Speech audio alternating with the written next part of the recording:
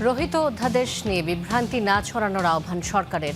৩১ দফার সঙ্গে বিশ্বাসঘাতকতা করছে বিএনপি, অভিযোগ ১১ দলের। শহীদরা কোনো দলের প্রপার্টি নয়, এই শহীদরা জাতির গর্বিত সম্পদ। আমরা আলাপ আলোচনা করব, আপনাদের বক্তব্য শুনবো এবং এটা আমরা প্রতিশ্রুতি দিচ্ছি যে এই বিষয়ে আমরা সবাই মিলে আলোচনা করে একটা নতুন বিল আবার আনতে পারি। কারো আধিপত্য মানবে না বাংলাদেশ, মর্যাদার ভিত্তিতে হবে সম্পর্ক, জানালেন প্রধানমন্ত্রী। সেনাবাহিনীকে দল মতের ঊর্ধ্বে থাকার আহ্বান। দেশের স্বাধীনতা সার্বভৌমত্ব রক্ষা করাই আমাদের প্রতিটি সদস্যের একমাত্র এবং পবিত্র চূড়ান্ত দায়িত্ব। কাশিমপুর থেকে জামিনে মুক্তি পেলেন শিরিন শারমিন চৌধুরী। জুলাইয়ে লালবাগের হত্যা চেষ্টা মামলায় দুপুরে জামিন পান সাবেক স্পিকার। শান্তি আলোচনায় সেরা প্রস্তাব দেয়ার দাবি ভ্যান্সের। আস্থা অর্জন করতে পারেনি যুক্তরাষ্ট্র, বলছে ইরান। যুদ্ধবিরতির অঙ্গীকার ধরে রাখার আহ্বান।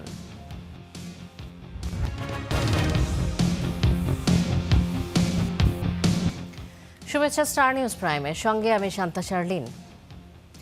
কোনো অধ্যাদেশে বাদ দেওয়া হয়নি। সরকার পর্যায়ক্রমে রহিত করা সব অধ্যাদেশ যুগোপযোগী করে আইন করবে বলে আশ্বস্ত করেছেন আইনমন্ত্রী মোহাম্মদ আসাদুজ্জামান। পাশাপাশি রহিত অধ্যাদেশ নিয়ে বিরোধী দল অপরাজনীতি এবং জনমনে বিভ্রান্তি তৈরির চেষ্টা করছেন বলে অভিযোগ স্বরাষ্ট্রমন্ত্রী সালাউদ্দিন আহমেদের। রোববার সচিবালয়ে এক সংবাদ সম্মেলনে এসব কথা বলেন তারা। নতুন বন্দোবস্তে মাতৃভূমিকে গড়তেই ২৪-এর রক্তস্নাত গণঅভ্যুত্থানে আওয়ামী সরকারের পতন ঘটায় ছাত্র জনতা। অন্তর্বর্তী সরকার দায়িত্ব গ্রহণের পর রাজনৈতিক দলসহ বিভিন্ন পক্ষের সঙ্গে আলোচনা সাপেক্ষে রাষ্ট্র ব্যবস্থা সংস্কারে জারি করে ১৩৩টি অধ্যাদেশ। নির্বাচিত সরকার দায়িত্ব গ্রহণের পর এসব অধ্যাদেশের ভবিষ্যৎ নির্ধারণে ৩০ দিনের বাধ্যবাধকতা ছিল। শেষমেশ ১৩৩টি অধ্যাদেশের মধ্যে ১১৭টি অধ্যাদেশ পাশ হয় সংসদে। অন্যদিকে রহিত ও সংসদে উপস্থাপন হয়নি বিচার বিভাগ পৃথকীকরণ, গুম, মানবাধিকার সহ আলোচিত ১৬টি অধ্যাদেশ, যা নিয়ে উত্তপ্ত হয় দেশের রাজনীতি। এখন যদি এই পর্যায়ে বিল পাশ হয়ে যাওয়ার পরে যদি বলে আমি কিছু বুঝিলাম না, এটা মানে স্পিকার দুঃখ হলো। মাননীয় স্বরাষ্ট্রমন্ত্রী বলেছেন বিশেষ কমিটির কথা। বিশেষ কমিটিতে এই আলোচনা হয় নাই যে টেবিলে টেবিলে যখন সংসদ চলবে তখন বিলগুলো এনে হাজির করা হবে। এরই প্রেক্ষিতে সরকারের অবস্থান পরিষ্কার করতে সচিবালয়ে সংবাদ সম্মেলনে স্বরাষ্ট্রমন্ত্রী, আইনমন্ত্রী ও চিফ হুইপ। স্বরাষ্ট্রমন্ত্রী জানান, ত্রুটির কারণেই বেশ কিছু অধ্যাদেশ বাতিল করা হলেও সেগুলো সংশোধন করে কার্যকর করতে চায় সরকার। আমরা যদি এররগুলো রেখে, এই আইনগুলো রেখে দিই, তাহলে গুম কমিশনের যে এখতিয়ারটা দেওয়া হয়েছে, তাতে করে যারা গুমের শিকার তারাই অবিচারের শিকার হবেন। আমি নিজে গুমের শিকার। আমরা চাচ্ছি এই গুম কমিশনটা এমনভাবে আমরা করি যাতে তার ফাংশনটাও ঠিক থাকবে এবং গুমের শিকার যারা হবেন তারাও যেন এমন একটা আদালতে ন্যায় বিচার পায় যেটার এখতিয়ার বর্তমান আইসিটি কোর্ট কিন্তু হাইকোর্ট ডিভিশনের এখতিয়ার সম্পন্ন একটা আদালত। মানবাধিকার কমিশন, দুদক, সুপ্রিম কোর্ট সহ বেশ কিছু গুরুত্বপূর্ণ অধ্যাদেশ নিয়ে সরকার অংশীজনদের সঙ্গে বসতে চায় বলে জানান আইনমন্ত্রী। আমাদের সংসদের কাছে আইনের মাধ্যমে যখন বিলটা উপস্থাপন করছি, it becomes and it is past, এটা আইনে পরিণত হয়ে যাচ্ছে। রহিতকরণ বিল হলেও এটা কিন্তু আইনে পরিণত হয়ে যাচ্ছে। ওই আইনের অংশই হলো যেটা অধিকতর যাচাই বাছাই করার জন্য আমরা কমিটমেন্ট দিয়েছি পার্লামেন্টের মাধ্যমে গোটা জাতিকে। যারা বলছেন আমরা এটা করি না, এটা বাদ দিয়েছি, এটা তারা বিভ্রান্তি ছড়াচ্ছেন। এ সময় চিফ হুইপ জানান, জুলাইয়ের সব অঙ্গীকার বাস্তবায়ন করতে চায় বিএনপি সরকার। এত বড় বিল স্বাধীনতার পরে আর কখনো হয় না। আমরা ইউনিভার্সিটি কনসেনসাসের ভিত্তিতে আমরা যতগুলো পাশ করেছি, বাকিগুলো আলোচনা হওয়ার পরে এই বইতেই রিপোর্ট আসছে দিকে। আমি বলবো এরকমের, যদি মাননীয় বিরোধী দলীয় নেতৃবৃন্দ যদি কোনো আপত্তি উত্থাপন করতেন, ২ তারিখে বলতেন যে এইগুলো রাখছেন কেন আপনারা, অধিকতর যাচাই বাছাইয়ের জন্য পরবর্তী আমলেনটা আনলেন কেন, রাখলেন কেন, বলতে পারতেন। তা বলেন না, সিদ্ধান্তই আমাদের হয়েছে ইউনিভার্সালি যে আমরা এগুলো আনবো। কেন আনবো তার ব্যাখ্যা আমাদের আইনমন্ত্রী মহোদয় দিয়েছেন এবং সেগুলো আমরা পরবর্তীতে সব নিয়ে আসবো। বিচার বিভাগ প্রসঙ্গে রাষ্ট্রের গুরুত্বপূর্ণ ৩টি অঙ্গ যেন একটি আরেকটির সঙ্গে সাংঘর্ষিক না হয় সে বিষয়ে সরকার পর্যালোচনা করছে বলেও জানানো হয় সংবাদ সম্মেলনে। a harmonious cooperation in between all the organs of the state. এখানে যেন ওভারল্যাপিং না হয়, কেউ কারো যেন বাউন্ডারি ক্রস না করে। মাহাদি হাসান, স্টার নিউজ, ঢাকা। সব সংকট সমস্যা সমাধানের কেন্দ্রবিন্দু হবে সংসদ। সেজন্য সরকার ও বিরোধী দলের মধ্যে আস্থার সম্পর্ক থাকা জরুরি বলে মনে করেন চিফ হুইপ নুরুল ইসলাম মনি। বগুড়া 6 ও শেরপুর 3 আসনের নবনির্বাচিত 2 সংসদ সদস্যের শপথের পর তিনি জানান যে গুমসহ 16টি অধ্যাদেশ আগামী অধিবেশনে বিল আকারে তোলা হচ্ছে। 9 এপ্রিলের ভোটে বগুড়া 6 ও শেরপুর 3 আসনে জয়ী ধানের শীষের রেজাউল করিম ও মাহমুদুল হক রুবেল রোববার তাদের শপথ পাঠ করালেন স্পিকার। এ সময় প্রধানমন্ত্রী সহ উপস্থিত ছিলেন মন্ত্রিসভার সদস্যরাও।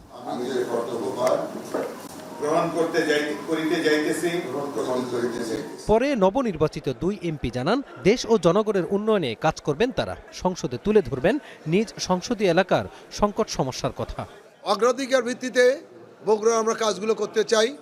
বগুড়ার জনগণের অনেক প্রত্যাশা রয়েছে, কারণ বগুড়ার জনগণ 20 বছর কোনো উন্নয়ন পায়নি, বগুড়ার সন্তানরা চাকরি পায়নি, বগুড়ার সন্তানদের প্রমোশন পর্যন্ত হয়নি। ঝিনাইগাতি উপজেলার এবং শ্রীবর্দী উপজেলার হাতি এবং মানুষের যে দ্বন্দ্ব আপনারা সকলেই জানেন, এই হাতি এবং মানুষের দ্বন্দ্ব দূর করার স্থায়ী সমাধান করাই আমার মূল কাজ হবে এবং সেই সঙ্গে আমাদের মহারশী নদীর পার্মানেন্ট বাঁধ, স্বাস্থ্যসেবা, শিক্ষা এবং সেই সঙ্গে যোগাযোগ ব্যবস্থা। পরে সাংবাদিকদের সঙ্গে কথা বলেন চিফ হুইপ, জানান সংসদের পরের সেশনে উত্থাপন করা হচ্ছে বাতিল হওয়া 16টি অধ্যাদেশ। নেক্সট সেশনেই আমরা সবগুলো বিল আনবো, চুলচুরা বিশ্লেষণ করার সুযোগ পাবেন। ওনারা বলেছেন যে আমরা বিলগুলো, এটা সত্যি কথা যে বিলগুলো আলোচনা করার সুযোগ পাওয়া যায়নি, এটা সত্যি কথাই। সাধারণত 2 দিন আগে 3 দিন আগে বিল দেওয়া হয়, এটা পাইনি। সেই জন্য পাওয়ার জন্য আমরা এই পদ্ধতি করেছি, নেক্সট সেশনে যখন আমরা বিলগুলো আনবো তখন তারা সব বিলে চুলচুরা বিশ্লেষণ করতে পারবে, আমাদের প্রয়োজনীয় অ্যামেন্ডমেন্টও করতে পারবে এবং আমরা শক্তিশালী বিল করতে পারবো। 15 এপ্রিলের মধ্যে সব সংসদ সদস্যদের আবাসন বরাদ্দের কাজ শেষ হবে বলেও জানান চিফ হুইপ। ইনশাআল্লাহ আগামীবারে যখন আসবে 15 তারিখে সবাই ঘর পেয়ে যাবে। Mazharul Islam, star news, Dhaka. শুধু জুলাই নয়, নিজেদের দেয়া 31 দফার সঙ্গেও বিশ্বাসঘাতকতা করেছে বিএনপি। জুলাই অভ্যুত্থানের শহীদ পরিবারের সঙ্গে 11 দলের মতবিনিময় সভায় এ অভিযোগ করেছেন জামাত আমির। এ সময় তিনি অভিযোগ করেন যে সিটি কর্পোরেশন, জেলা পরিষদ, ক্রিকেট বোর্ড ও বিশ্ববিদ্যালয় থেকে শুরু করে সবখানে কু করেছে বিএনপি। সংসদকে কুক্ষিগত করা হলে রাজপথে নামার হুঁশিয়ারিও দেন জোট নেতারা। কাকরাইলের ডিপ্লোমা ইঞ্জিনিয়ার্স ইনস্টিটিউটে জুলাই যোদ্ধা ও শহীদ পরিবারের সদস্যদের সঙ্গে 11 দলীয় ঐক্যের এই মতবিনিময় সভায় যোগ দেন জামাত, এনসিপি সহ শরিক দলগুলোর শীর্ষ নেতারা। জুলাই সনদ বাস্তবায়ন না হবার বিষয়টি উল্লেখ করে শহীদ পরিবারের সদস্যরা বলেন, শুধু শহীদদের সঙ্গে নয়, এটি বাংলাদেশের সঙ্গেই বেইমানি। কেউ জুলাই সনদের বিরুদ্ধে গেলে তাদের ছাড় দেওয়া হবে না বলেও হুঁশিয়ারি দেন তারা।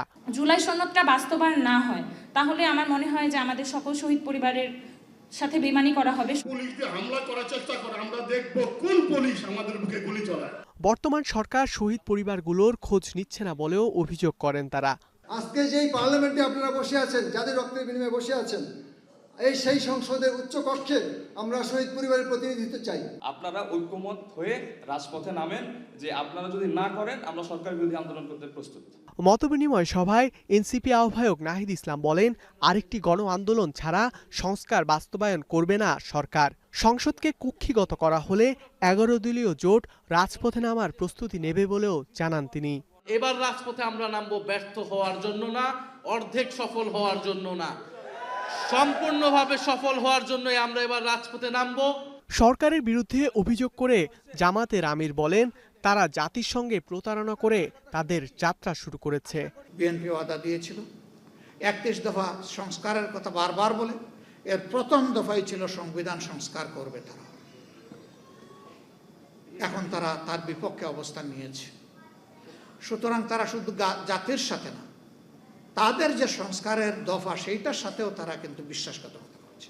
সব জায়গায় এখন কু শুরু হয়েছে, অভ্যুত্থান বিএনপি শুরু করে দিয়েছে। সেই আওয়ামী ফ্যাসিস্ট বাকশালী কায়দায় আবার সেই একদলীয় শাসন বাংলাদেশের জনগণের ঘাড়ে তারা চাপাতে চায়। জামাতের আমির বলেন, বিরোধী দল যতদিন সংসদে লড়াই করতে পারবে ততদিনই সংসদে থাকবে, এর বাইরে 1 সেকেন্ডও নয়। সেই জায়গাগুলোই বিএনপি এখন রেখে দিতে চায়। ধ্রুব ইকরামুল, স্টার নিউজ, ঢাকা। বাংলাদেশ কারো আধিপত্য মেনে নেবে না, সম্পর্ক নির্ধারিত হবে মর্যাদার ভিত্তিতে।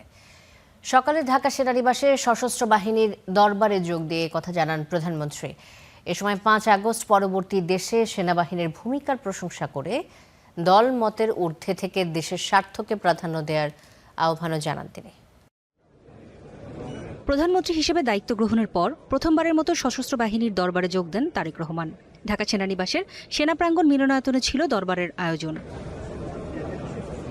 প্রধানমন্ত্রীকে স্বাগত জানান প্রধানমন্ত্রীর প্রতিরক্ষা উপদেষ্টা অবসরপ্রাপ্ত brigadier general doctor AKM Shamsul Islam, Bangladesh সেনা, নৌ ও বিমান বাহিনী প্রধান এবং সশস্ত্র বাহিনী বিভাগের প্রিন্সিপাল স্টাফ অফিসারও। দরবারে সশস্ত্র বাহিনীর সদস্যদের পেশাদারিত্ব, শৃঙ্খলা, দেশের নিরাপত্তা ও আন্তর্জাতিক অঙ্গনে তাদের গুরুত্বপূর্ণ অবদানের প্রশংসা করেন প্রধানমন্ত্রী। তিনি বলেন, 5 আগস্টের পর সশস্ত্র বাহিনী দেশের অর্থনীতি ও আইনশৃঙ্খলা পরিস্থিতি নিয়ন্ত্রণে অসাধারণ ভূমিকা রেখেছে। জাতীয়তাবাদী শক্তি ও সশস্ত্র বাহিনী ঐক্যবদ্ধ থাকলে দেশকে কেউ পরাজিত করতে পারবে না। 2009 সালে বিডিআর পিলখানায় পরিকল্পিত সেনা হত্যাযজ্ঞ চালিয়ে সেনাবাহিনীকে দুর্বল করে দেওয়া হয়েছিল। এরপর দীর্ঘ 1.5 দশকের শাসন শোষণের সময় দেশের সশস্ত্র বাহিনীকে বিতর্কিত করার অপচেষ্টাও চালানো হয়। 2024 সালে দেশ এবং জনগণের স্বাধীনতা রক্ষার যুদ্ধে সশস্ত্র বাহিনীর ভূমিকা দেশের স্বাধীনতা প্রিয় জনগণকে আশান্বিত করেছে। প্রধানমন্ত্রী বলেন, বাংলাদেশ কারো আধিপত্য মেনে নেবে না, সম্পর্ক নির্ধারিত হবে মর্যাদার ভিত্তিতে। দলমতের ঊর্ধ্বে থেকে দেশের স্বার্থকে প্রাধান্য দিতে সশস্ত্র বাহিনীর প্রতি আহ্বানও জানান তিনি। সশস্ত্র বাহিনী কোনো নির্দিষ্ট ব্যক্তি, পরিবার কিংবা দলের সম্পত্তি নয়। সশস্ত্র বাহিনী একটি স্বাধীন রাষ্ট্রের শক্তি এবং মর্যাদার প্রতীক। দেশের স্বাধীনতা, সার্বভৌমত্ব রক্ষা করাই আমাদের প্রতিটি সদস্যের একমাত্র এবং পবিত্র চূড়ান্ত দায়িত্ব। পিলখানা হত্যাকাণ্ডের মধ্য দিয়ে সেনাবাহিনীকে দুর্বল করা হয়েছিল। আগের শাসনামলেও সেনাবাহিনীকে বিতর্কিত করার চেষ্টা হয়েছে দরবারে দেয়া বক্তব্যে উল্লেখ করেন প্রধানমন্ত্রী। নূরে জান্নাত, স্টার নিউজ, ঢাকা। আগামী 17 এপ্রিল রাতে হজ ফ্লাইট উদ্বোধন করবেন প্রধানমন্ত্রী তারেক রহমান। এই কথা জানিয়েছেন ধর্মমন্ত্রী কাজী শাহ মোফাজ্জল হোসাইন। রোববার সচিবালয়ে প্রধানমন্ত্রীর সভাপতিত্বে হজ ব্যবস্থাপনা কমিটির সভা অনুষ্ঠিত হয়। এবারের হজযাত্রায় কোনো অনিয়ম সহ্য করা হবে না বলে জানান সরকার প্রধান। যাত্রা নির্বিঘ্ন করতে সংশ্লিষ্ট সবাইকে নির্দেশনা দেন প্রধানমন্ত্রী। সপ্তাহখানেক পরেই শুরু হচ্ছে হজযাত্রা। এবছর বাংলাদেশ থেকে ৭৮,৫০০ হজযাত্রী যাচ্ছেন সৌদি আরব। যাত্রীদের যাত্রা নির্বিঘ্ন করতে নির্দেশনা দিয়েছেন প্রধানমন্ত্রী তারেক রহমান। রোববার সচিবালয়ে প্রধানমন্ত্রীর সভাপতিত্বে হজ ব্যবস্থাপনা কমিটির সভায় তিনি আরও বলেন, হজ ব্যবস্থাপনা নিয়ে কোনো অনিয়ম সহ্য করা হবে না। বৈঠক শেষে ধর্মমন্ত্রী জানান, 17 এপ্রিল রাতে হজ ফ্লাইট উদ্বোধন করবেন প্রধানমন্ত্রী। এর আগে 2-1 দিনের মধ্যে হজ ক্যাম্প পরিদর্শন করবেন সরকার প্রধান। উনি 2-1 দিনের মধ্যে হাজি ক্যাম্পে যাবেন। হাজি ক্যাম্পের অবস্থা দেখার জন্য উনি নিজেই যাবেন, নিজেই উনি বলেছেন, এটা আমরা বলি নাই। ফ্লাইট 17 তারিখে রাত্রে মাননীয় প্রধানমন্ত্রী উদ্বোধন করবে। সাংবাদিকদের প্রশ্নের উত্তরে ধর্মমন্ত্রী আশ্বস্ত করেন, এবার ফ্লাইট নিয়ে কোনো জটিলতা হবে না। না, বিমান ভাড়া বাড়ে নাই, বিমান ভাড়া কিছু কমেছে। মিটিংয়ে মাননীয় প্রধানমন্ত্রী নির্দেশ প্রদান করেছেন কিভাবে হাজিদের খেদমত করতে হবে, কিভাবে আল্লাহর মেহমানদের খেদমত করতে হবে। হাজিদের উপরে কোনো অবিচার সহ্য করা হবে না। এছাড়াও এদিন সচিবালয়ে সোলার প্যানেল বিষয়ে একটি সভা অনুষ্ঠিত হয়। সিফাত শাহরিয়ার, স্টার নিউজ, ঢাকা। গ্রেফতার 5 দিনের মাথায় মুক্তি পেলেন সাবেক স্পিকার শিরীন শারমিন চৌধুরী। এর আগে দুপুরে লালবাগের হত্যা চেষ্টা মামলায় জামিন পান তিনি। আইনজীবীরা জানান, তার শারীরিক অবস্থা ও বয়স বিবেচনায় পুলিশ প্রতিবেদনের আগ পর্যন্ত তাকে জামিন দিয়েছে আদালত।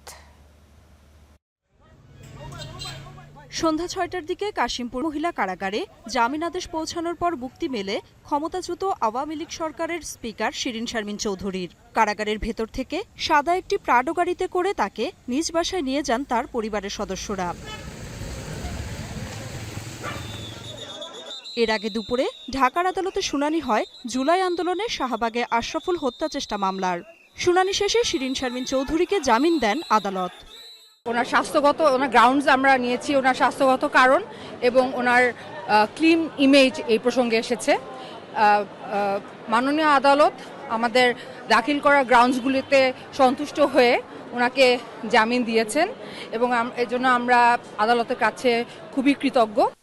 তবে এর বিরোধিতা করে শুনানিতে রাষ্ট্রপক্ষের আইনজীবী বলেন আসামি ফ্যাসিস্ট সরকারের সহযোগী, তার নামে থাকা মামলাটির তদন্ত চলছে। এ অবস্থায় জামিন দিলে তদন্তে ব্যাঘাত ঘটবে। আমরা প্রশাসন পক্ষ থেকে তার জামিনের বিরোধিতা করেছি। আমরা বলেছি যে মামলাটি তদন্তাধীন অবস্থায় আছে, সেই জামিন পেলে মামলাটার তদন্তে ব্যাঘাত ঘটতে পারে। বিজ্ঞ আদালত উভয়ের বক্তব্য শোনার পর তাকে পুলিশ রিপোর্ট পর্যন্ত তাকে অন্তর্বর্তীকালীন জামিন মঞ্জুর করে। পরে দুপক্ষের শুনানি শেষে পুলিশ প্রতিবেদন দাখিলের আগ পর্যন্ত 50,000 টাকা মুচলেকায় সাবেক এই স্পিকারের জামিন মঞ্জুর করেন আদালত। 7 এপ্রিল রাজধানীর ধানমন্ডির একটি বাসা থেকে তাকে গ্রেফতার করে গোয়েন্দা পুলিশ। এর 5 দিনের মাথায় জামিন পেলেন তিনি। Nafia Farsana, star news. দর্শক, রাজধানীর বাইরের জ্বালানির সংকটের খবর জানাতে জামালপুর থেকে এই মুহূর্তে যুক্ত হচ্ছেন আমাদের সাথে সহকর্মী আলমগীর হোসেন। তার কাছে যেতে চাই। আলমগীর, ঢাকার চিত্র আমরা যেটি দেখছি যে 1 মাস ধরে জ্বালানি তেলের সংকট এবং ঘন্টার পর ঘন্টা লাইনে দাঁড়াতে হচ্ছে পেট্রোল পাম্পে। এই মুহূর্তে ঢাকার বাইরের চিত্রটা যদি আপনি জানান যে জামালপুরে কি অবস্থা দেখছেন?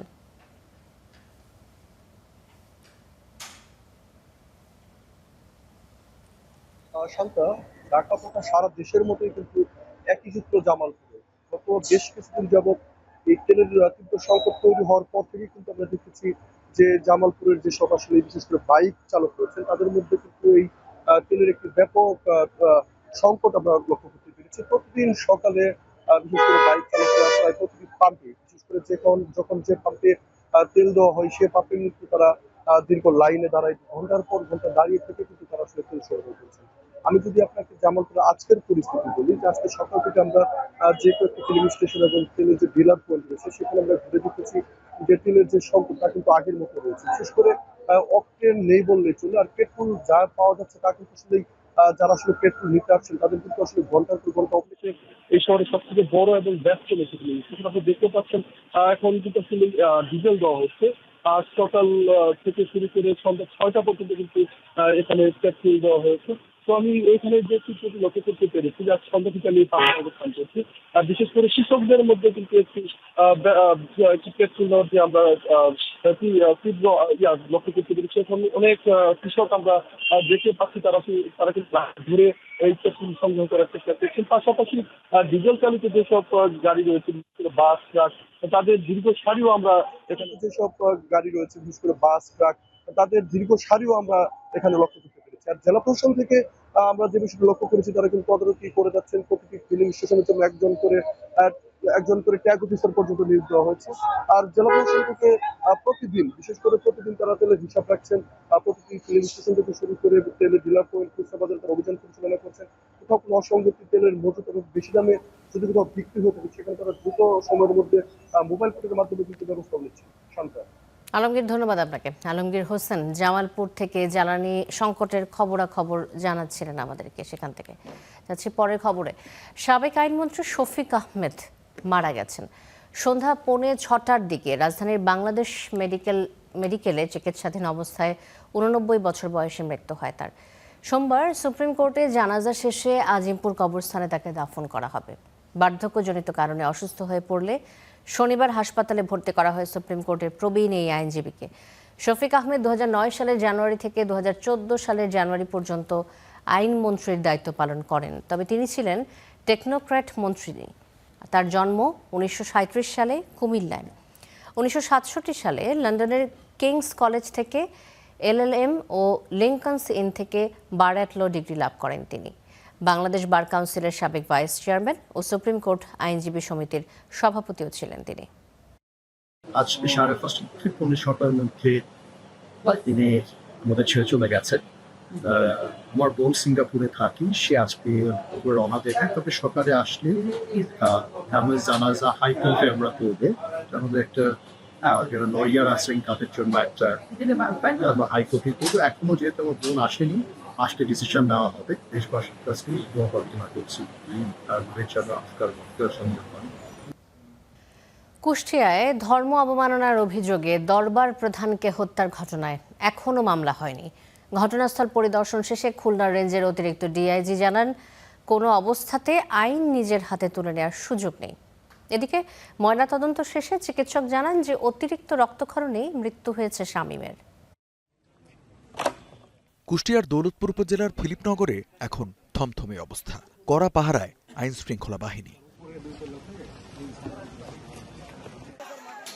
শনিবার দুপুরে এখানে শামীম রেজা ওরফে জাহাঙ্গীরকে পিটিয়ে হত্যা করা হয়। পীরবাড়িতে চলে ভাঙচুর, দেয়া হয় আগুনও। এ ঘটনার পর থেকেই উদ্বেগে সেখানকার বাসিন্দারা চান দোষীদের দৃষ্টান্তমূলক সাজা। ওরুষ হয় এখানে, ও ওখানে ঘন্টার পর ঘন্টা কিন্তু ওয়াজ করে, ওর মধ্যে কিছু কাটছাটি করি, হয়তো ওটাকে অ্যাটাচ করি, হয়তো হাইলাইট করি, ওখানে কিন্তু সংগঠিত হয়ে যায়, ওই উত্তেজিত করে দেয় মানুষ। এই 2-3 বছর আগে যে কোরআন নিয়ে অবমাননা হয়েছে, বলছে কোরআন যারা তৈরি করে তারা বোকা, যে কোরআন পড়ে সেও বোকা। ওনাকে পরিকল্পিতভাবে হত্যা করেছে এবং এই যে যারা করছে এটার পিছনে অনেক বড় বড় ইন্ধনদাতা আছে। শাস্তি আছে, বিশ্ব দেখবে, কিন্তু এই যে জবরদস্তি এসে মারি ফেলা মানুষকে, ধর্মের কাজ আমরা ভালোবাসিনি, এটা আমরা ঘৃণা করি। রবিবার দুপুরে ঘটনাস্থল পরিদর্শন করেছেন খুলনা রেঞ্জের অতিরিক্ত ডিআইজি শেখ জয়নুদ্দিন। জানান, আইন নিজের হাতে তুলে নেয়ার কোনো সুযোগ নেই। ধর্মের বিরুদ্ধে অবমাননা এটা ভালো না, তো এর শাস্তি আমাদের দেশে আছে, আমাদের প্রচলিত আইনেই হবে। আর যে হত্যাকাণ্ডটা হয়েছে এটাও শোভনীয় না, এটা আসলে প্রশাসনকেই দায়িত্ব দিলে প্রশাসন আইন হাতে নিয়ে ব্যবস্থা নিতে হবে। শামীম রেজার ময়নাতদন্ত সম্পন্ন হয়েছে। শরীরের বিভিন্ন স্থানে আঘাতের চিহ্ন পেয়েছেন চিকিৎসকরা। অনেকগুলো ধারালো অস্ত্রের আঘাত পেয়েছেন এবং ডাক্তার সাহেবের ধারণা হচ্ছে অতিরিক্ত রক্তক্ষরণজনিত কারণে মৃত্যুবরণ করেছে। 2021 সালে ধর্ম অবমাননার অভিযোগে শামীম রেজা ওরফে জাহাঙ্গীরকে গ্রেপ্তার করেছিল পুলিশ। তার পুরনো বক্তব্যের একটি ভিডিও হঠাৎ সামাজিক যোগাযোগ মাধ্যমে ছড়িয়ে পড়লে দরবারে হামলা চালায় বিক্ষুব্ধ জনতা। Desk report, star news. আর একদিন পরে নতুন বাংলা বছর। পুরনোকে বিদায় জানিয়ে নতুনকে বরণ করতে রাজধানী জুড়ে এখন উৎসবের রঙিন ব্যস্ততা। চারুকলার ক্যানভাসে শেষ আঁচড়, রমনার বটমূলে শেষ মুহূর্তের প্রস্তুতি। সব মিলিয়ে ঢাকা জুড়ে এখন নববর্ষের অপেক্ষা। রঙে, তুলিতে, কাগজে, বাঁশে ঢাকা বিশ্ববিদ্যালয়ের চারুকলা যেন এখন বিশাল এক কর্মশালা। শিক্ষার্থীদের চিন্তা ও ছোঁয়ায় গড়ে উঠছে শোভাযাত্রার মোটিফ। লোকজ ঐতিহ্যের সঙ্গে সময়ের ছাপ মিশিয়ে তৈরি হচ্ছে হাতি, টেপা পুতুলের ঘোড়া, পায়রা, মোরগ, দোতারা সহ নানা প্রতীকী কাঠামো। নতুন বছরের আহ্বানকে রঙিন করে তুলতেই দিনরাতের ব্যস্ততা। এবারের পহেলা বৈশাখের শোভাযাত্রা সকাল 9টায় চারুকলা থেকে শুরু হয়ে শাহবাগ, টিএসসি, দোয়েল চত্বর ও শহীদ মিনার এলাকা ঘুরে আবার চারুকলায় ফেরার কথা রয়েছে। শুধু শোভাযাত্রাই নয়, বর্ষবরণের আরেক প্রধান আয়োজন রমনার বটমূলেও চলছে শেষ মুহূর্তের প্রস্তুতি। ছায়ানটের প্রভাতী অনুষ্ঠানের জন্য তৈরি হচ্ছে মঞ্চ, সাজানো হচ্ছে পুরো প্রাঙ্গণ। সংস্কৃতি বিরোধী অপশক্তিকে তুচ্ছ করে ধর্ম, বর্ণ, শ্রেণী নির্বিশেষে বাঙালির সর্ববৃহৎ এই উৎসবে সবাইকে অংশ নেয়ার আহ্বান জানিয়েছে ছায়ানট। শঙ্কাহীনভাবে গান গাইতে চাই, অভয় মনে গান গাইতে চাই। শঙ্কা থাকলেও আছি, না থাকলেও আমরা গাইবই। আমাদের ভবন আক্রান্ত হয়েছে, আমরা 1 সপ্তাহের মধ্যে উঠে দাঁড়িয়েছি এবং আমরা যখন সংহতি সমাবেশ করেছি, আমাদের যে সকলের মধ্যে যে জনসমুদ্র তৈরি হয়েছিল, আমরা মনে করি আমাদের শক্তিটা সেখানেই। উৎসবের আনন্দ নির্বিঘ্নে রাখতে নিরাপত্তা প্রস্তুতির কথা জানিয়েছে ডিএমপি। জানান, রমনা, চারুকলা ও ঢাকা বিশ্ববিদ্যালয় এলাকায় থাকবে ডিএমপির বিশেষ নিরাপত্তা। সিসিটিভি নজরদারি, ওয়াচ টাওয়ার ও সাদা পোশাকের পুলিশ। অনুষ্ঠানসমূহকে কেন্দ্র করে ঢাকা মহানগরীকে 9টি মূল সেক্টরে এবং 14টি সাব সেক্টরে ভাগ করে ডিএমপির পক্ষ হতে পর্যাপ্ত সংখ্যক ইউনিফর্ম পুলিশ, পাশাপাশি সাদা পোশাকে পুলিশ সদস্য মোতায়েন থাকবে। তেমন হুমকি নাই, তবে আমাদের জোর প্রস্তুতি আছে যে কোনো পরিস্থিতি মোকাবেলা করার জন্য। শত ব্যস্ততায়ও ক্লান্তি নেই কারো চোখে, কারণ এই আয়োজন শুধু উৎসব নয়, এ যেন বাঙালির আত্মপরিচয়ের সবচেয়ে রঙিন প্রকাশ। মৌমিতা মৌ, স্টার নিউজ, ঢাকা। ইসলামী ব্যাংকের ব্যবস্থাপনা পরিচালক মোহাম্মদ ওমর ফারুক খানকে 1.5 মাসের বাধ্যতামূলক ছুটিতে পাঠিয়েছে ব্যাংকটির পরিচালনা পর্ষদ। তিনি 2025 সালের আগস্ট থেকে ইসলামী ব্যাংকের ব্যবস্থাপনা পরিচালক হিসেবে দায়িত্ব পালন করছেন। এর আগে মোহাম্মদ ওমর ফারুক খান ইসলামী ব্যাংকের ভারপ্রাপ্ত ব্যবস্থাপনা পরিচালকের দায়িত্ব পালন করছিলেন। তিনি 1986 সালে ব্যাংকটিতে যোগদান করেছিলেন। তার ছুটি অনুমোদন করেছে ব্যাংক খাতের নিয়ন্ত্রক সংস্থা বাংলাদেশ ব্যাংক। এদিকে ভারপ্রাপ্ত ব্যবস্থাপনা পরিচালক হিসেবে দায়িত্ব দেওয়া হয়েছে প্রতিষ্ঠানটির অতিরিক্ত ব্যবস্থাপনা পরিচালক মোহাম্মদ আলতাফ হোসেনকে।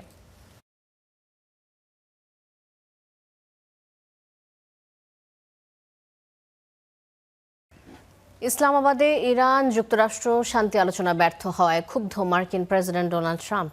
তিনি বলছেন, হরমুজ প্রণালীতে প্রবেশ বা বের হওয়া সব জাহাজ আটকে দেবে মার্কিন বাহিনী।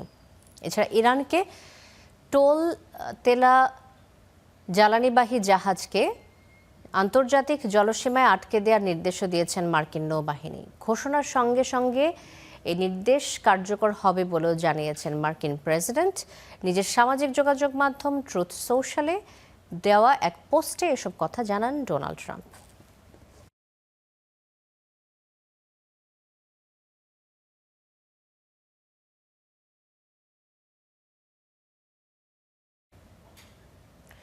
খেলার খবর, পাকিস্তান সুপার লিগ খেলে রোববার সকালে দেশে ফিরেছেন মুস্তাফিজ, ইমন, তামিমরা। তবে একদিন করে এনওসি বাড়ানো হয়েছে শরীফুল, নাহিদের। নিউজিল্যান্ড সিরিজের জন্য ন্যাশনাল ডিউটিতে ফেরার আগে পিএসএলে কে কেমন পারফর্ম করলেন পরিসংখ্যান ঘেটে জানাচ্ছেন Tanzim Oishi. PSL duty off, national duty on. 4 দিন বাদেই ঘরের মাটিতে শুরু New Zealand series. Pakistan super league মাতিয়ে রবিবার সকাল সকাল দেশে ফিরেছেন মুস্তাফিজ, ইমন, নাহিদরা। নিউজিল্যান্ড সিরিজের কারণে পারভেজ হোসেন, ইমন বাদে বাকিদের এনওসি ছিল 12 এপ্রিল পর্যন্ত। তবে কাঁধের ইনজুরিতে বাকি 5 জনের সাথে ফিরেছেন ইমনও। ব্ল্যাক ক্যাপদের বিপক্ষে মাঠে নামার আগে পিএসএলই ছিল 6 ক্রিকেটারের জন্য প্রস্তুতির বড় মঞ্চ। কে কেমন পারফর্ম করলেন চলুন জেনে নেওয়া যাক। এবারের আসরে জেনুইন ব্যাটার হিসেবে খেলতে গিয়েছিলেন তানজিদ হাসান তামিম আর পারভেজ হোসেন ইমন। দুর্ভাগ্যজনকভাবে নতুন অভিজ্ঞতা হলেও পেশোয়ার জালমিতে তামিমের অভিষেক হয়নি। আর ইনজুরিতে পড়ার আগে ইমন খেলেছেন 3 ম্যাচ। লাহোর কালান্দার্সের হয়ে প্রথম 2টায় ভালো না করতে পারলেও মুলতান সুলতানসের বিপক্ষে মাত্র 19 বলেই করেছেন 45 রান। চোটে না পড়লে হয়তো খেলতে পারতেন আরও কয়েকটা দারুণ ইনিংস। গেলবার দারুণ খেলা লেগ স্পিনার রিশাদ হোসেনের এবারের আসরটা তেমন ভালো যায়নি। রাওয়ালপিন্ডিজের হয়ে সুযোগ পেয়েছেন 4 ম্যাচে, প্রায় প্রতিটা ম্যাচেই ছিলেন খানিকটা খরুচে। ইকোনমি 11-র বেশি নিয়েছেন 2 উইকেট। তবে নিউজিল্যান্ড সিরিজেই ঘুরে দাঁড়ানোর আশা। অবশ্য 3 পেসারের দিকেই নজরটা সবচেয়ে বেশি ছিল। 3 জনই কম বেশি প্রশংসা পেয়েছেন, বিশেষ করে নাহিদ রানা। 5 ম্যাচে লাহোরের মোস্তাফিজুর রহমানের উইকেট 6টা। এখন পর্যন্ত হাইস্ট উইকেট টেকারদের মধ্যে আছেন 8 নম্বরে। অপরদিকে টুর্নামেন্টের ইতিহাসে এখন পর্যন্ত সেরা ইকোনমি আর সর্বোচ্চ ডট দেওয়ার রেকর্ড নাহিদ রানার। 3 ম্যাচে নিয়েছেন 5 উইকেট। 4 ম্যাচে 2 উইকেট নেওয়া শরীফুল ইসলামও পেয়েছেন প্রশংসা। পিএসএল ডিউটি শেষে এবার ন্যাশনাল ডিউটিতে মন দেওয়ার পালা। অবশ্য নিউজিল্যান্ডের বিপক্ষে ওয়ানডে সিরিজ শেষে দ্বিতীয় ধাপে দাফিজের আবারও লাহোরে খেলার কথা রয়েছে। Tanzim Oishi, star news. এই ছিল স্টার নিউজ প্রাইমে। ধন্যবাদ সাথে থাকার জন্য।